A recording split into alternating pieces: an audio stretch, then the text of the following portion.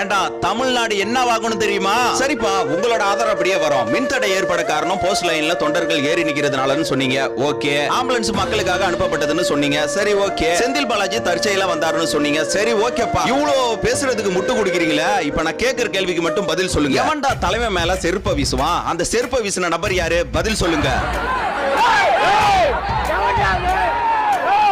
Police எதுக்கு தடியடி நடத்தியது? பதில் சொல்லுங்க. கத்தியால தொண்டர்களை தாக்கியது யாரு? பதில் சொல்லுங்க. உங்களுக்கு நிறைய பேருக்கு சட்டையில கத்தி வச்சு கிழிச்சிருக்காங்க. கத்தி வச்சு கிழிக்கிற அளவுக்கு என்ன சூழ்நிலை உண்டாச்சு? எதுவுமே ஆகல. மாணவர்கள் சங்கம்னு விஜய கைது செய்ய சொல்லி திமுக சூழ்ச்சி பண்ணுது. அதுக்கு பதில் சொல்லுங்க.